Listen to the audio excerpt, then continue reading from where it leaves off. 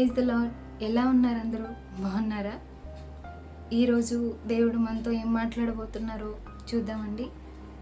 యెషయా 41వ అధ్యాయం 10వ వచనం ద్వారా దేవుడు మనతో మాట్లాడాలని ఇష్టపడుతున్నారని నేను ఆశిస్తున్నాను.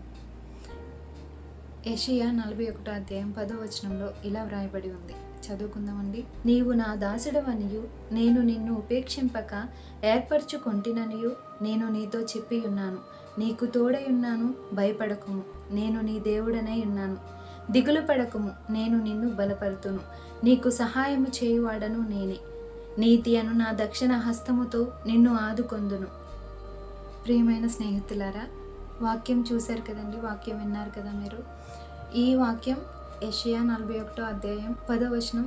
అంటే ఈ మాటలు యెషయా ద్వారా ఇశ్రాయేలు ప్రజలతో దేవుడు మాట్లాడుతున్న మాటలు. ఇశ్రాయేలు ప్రజలతో దేవుడు మాట్లాడిన మాటలు ఈరోజు మనతో కూడా దేవుడు మాట్లాడబోతున్నాడు. ఎందుకంటే నేటి కాలంలో మనం ఉంటున్న ఈ పరిస్థితుల్లో ఉద్యోగ విషయంలో కానీ, కుటుంబ విషయంలో కానీ, వ్యాపార విషయంలో కానీ, ఎలాంటి విషయాలు చాలా మన దైనందిన జీవితంలో అనేక విషయాలలో మనం దిగులు పడుతూ ఉంటాం, భయపడుతూ ఉంటాం.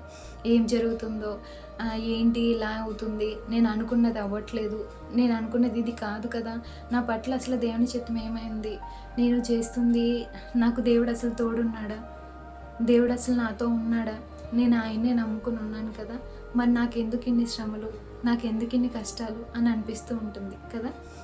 కానీ దేవుడు ఈరోజు మనతో మాట్లాడుతున్న మాట ఏంటండి? దిగులు పడకము, భయపడకము, నేను నీతో ఉన్నాను అంటున్నారని. ఈ నిజంగా చెప్పుకుంటే ఈ లోకంలో బంధాలు కానీ, స్నేహాలు కానీ ఏది కూడా మనతో రావు, మనతో ఉండవు కూడా. అవి ఉన్న క్షణాలు అవన్నీ కూడా చాలా తక్కువగా ఉంటాయి. అంటే మనము వాటి మీద ఆధారపడుతూ ఉంటాం. ఎంత ఆధారపడతామో అంతగానే బాధలోనికి మనల్ని ఆ బంధాలు తీసుకువెళ్తుంటాయి. కానీ ఎప్పుడైతే మనం దేవుని మీద ఆధారపడతామో, దేవుణ్ణి నమ్ముకుంటామో, దేవుని మీద విశ్వాసం ఉంచుతామో, ఆయన అంటున్నారు, ఇదిగో దిగులు పడకము, భయపడకము, నేను నీకు తోడుగా ఉన్నాను, నేను నీతో ఉన్నాను అంటున్నారు. ఇలాంటి మంచి స్నేహాన్ని మనం కోల్పోకూడదు కదా. ఇలాంటి మంచి స్నేహితుడిని మనము ఇంకా ప్రేమించాలి కదా. ఈ లోకంలో ఎవరినన్నా ప్రేమిస్తే ఆ ప్రేమ మనం పొందుకుంటామో లేదో తెలియదు కదండి. కానీ దేవుణ్ణి మనం ప్రేమించినట్లయితే, హృదయపూర్వకంగా ఆయన్ని మనం హత్తుకున్నట్లయితే, ఇదిగో దేవుడు అంటున్నాడు, నేను నీకు తోడై ఉంటాను. నీ బాధలలో, నీ బంధకాలలో, నీ కష్టాలలో, నీ నష్టాలలో, నీ కన్నింటిలో నేను ఉంటాను, నీతో ఉంటాను అని చెప్పేసి దేవుడు అంటున్నాడని. ఇంత మంచి స్నేహితుని సహవాసాన్ని, ఇంత మంచి స్నేహితుని యొక్క స్నేహాన్ని మనము ఎంతగా అంటిపెట్టుకుని ఉంటే అంతగా మనం దీవించబడతాం, అంతగా మన ప్రయాణాలు చాలా సుఖంగా, సౌకర్యవంతంగా ఉంటాయి. మన జీవితాలు కూడా మనుషుల మీద మనం ఆధారపడినట్లయితే మనకి మిగిలేవి బాధలు, బంధకాలు, ఇంకా కష్టాలు, దుఃఖాలు ఇవే కదండి. కానీ దేవుని మీద మనం ఆధారపడితే, ఇదిగో ఆయన అంటున్నాడు, భయపడకు, దిగులు పడకు, నేను నీకు తోడుగా ఉన్నాను అంటున్నాడండి దేవుడు. నిజంగా మన విషయాల్లో కూడా, నా విషయంలో కూడా, అంటే కొన్నిసార్లు మనం అనుకుంటాం, నేను చాలాసార్లు బాధపడతాను, ఏంటి నా పట్ల దేవుని చిత్తం ఏమైంది, నా పట్ల ఇలా జరుగుతుంది ఏంటి, ఇది కాదు కదా నా జీవితంలో జరిగేది, నేను ఎందుకు కష్టాల బాటలో వెళ్తున్నాను, నేను ఎందుకు ఈ కన్నీటి బాటలో వెళ్తున్నాను అని చెప్పి నాకు చాలా బాధ అనిపిస్తుంది.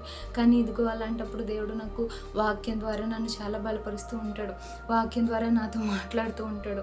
భయపడకము, దిగులు పడకము, ఇదిగో నేను నీకు తోడుగా ఉన్నానన్న మాటను బట్టి దేవుడు నన్ను ఎంతగానో బలపరుస్తున్నాడు. నన్ను బలపరిచిన దేవుడు మిమ్మల్ని కూడా తప్పకుండా బలపరుస్తాడని నేను నమ్ముతున్నాను. అందుకే ఈరోజు ఈ మాట మీ అందరితో పంచుకోవడానికి నేను ఇష్టపడుతున్నాను. నీకు సహాయం చేయవాడును నేనే. మనకి సహాయం చేయడానికి ఎవరూ రారు. నిజంగా కొన్ని సందర్భాలలో ఎవరైనా వస్తే బాను, మనకి సహాయం చేస్తే బాను, ఎవరైనా సహాయాన్ని అందిస్తే బాను అని అనుకుంటామండి మనం. కానీ అలాంటి సమయంలో మనకి ఎవరి సహాయం ఉన్నా లేకపోయినా, ఇదిగో నేను నీకు సహాయం చేయవాడును నేనే అంటున్నాడండి ఆయన. ఎవరు చెప్తారండి ఈ మాట? ఎవరు చెప్పగలరు అసలు? ఇలాంటి మాటలు ఎవరు చెప్తారు? కానీ మన తండ్రి అయిన దేవుడు చెప్తున్నాడు. ఆయన మనతో ఉంటానంటున్నాడు, మన కష్టాలు తీరుస్తానంటున్నాడు, మన బాధలు తీరుస్తానంటున్నాడు, మన దిగులు నుంచి మనల్ని దూరం చేస్తానంటున్నాడు, మన కన్నీటి నుంచి ఆయన మనల్ని దూరం చేస్తానంటున్నాడు, మనకి తోడుగా ఉంటానంటున్నాడు. ఈ రోజుల్లో మనము వెళ్ళే చోట్ల ప్రతి చోట కానీ ఎక్కడైనా కానీ ఇదిగో దేవుని సహాయం లేకపోతే మనం ఎక్కడికి వెళ్ళలేమండి. దేవుని సహాయం లేకపోతే మనం ఏది చేయలేం కదండి. కాబట్టి ఈ వాక్యాన్ని బట్టి మనం నేర్చుకున్నది ఈరోజు ఏంటంటే, దేవుడు మనల్ని విడిచిపెట్టడు. మన బంధకాల నుంచి, మన బాధల నుంచి, మన భయాల నుంచి, మన దిగుల నుంచి, మన చింతల నుంచి, అన్నింటి నుంచి కూడా దేవుడు విడుదల దయచేసే దేవుడు. అన్నింటి నుంచి కూడా మనకి ఆయన సహాయాన్ని అందించడానికి ఆయన సిద్ధంగా ఉన్నారు.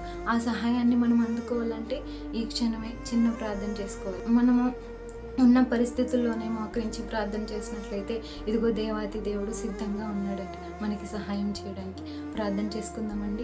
చిన్న ప్రార్థన చేసుకుని వాక్యాన్ని ముగించుకుందామండి. మహాపరిశుద్ధుడా, మహోన్నతుడా, మన తండ్రి నీకు వందనాలు యేసయ్యా. దయగలిగిన తండ్రి, అవును ప్రభువా యేసయ్యా, దిగులు పడకము, భయపడకము, నేను నీకు తోడుగా ఉన్నాను, నేను నీకు సహాయం చేస్తానని ప్రభువా ఇదిగో తండ్రి యెషయా ద్వారా ఇశ్రాయేలు ప్రజలతో మాట్లాడినట్టుగా ప్రభువా ఈ రోజునైనా నాతో మాట్లాడి ప్రభువా ఇదిగో నా నుండి ప్రభువా వింటున్న బిడ్డలందరితో, చూస్తున్న బిడ్డలందరితో మీరు మాట్లాడాలని నమ్ముచున్నాను యేసయ్యా. ఈ మాటలు ఉన్న ప్రతి ఒక్క హృదయాన్ని మీరు తాకండి ప్రభువా. ఏ బిడ్డ ఏ బాధలు అయితే, ఏ కష్టంలో అయితే, ఏ దిగులు అయితే ఉన్నారో ప్రభా బిడ్డలందరి మొర ఆలకించమని, బిడ్డలందరి కష్టాలు మీరు తీర్చమని, వారి దిగుల నుంచి వారికి విడుదల దయచేయమని, సమస్త మహిమగంత ప్రభు వాళ్ళు మీరు మాత్రమే పొందుకోమని, నీ సహాయాన్ని మాకు తోడుగా ఉంచమని యేసుక్రీస్తు పరిశుద్ధ నామం అడిగి వేడుకొని పొందుకొని మా పరమ తండ్రి. ఆమేన్. ప్రైజ్ లార్డ్ అండి.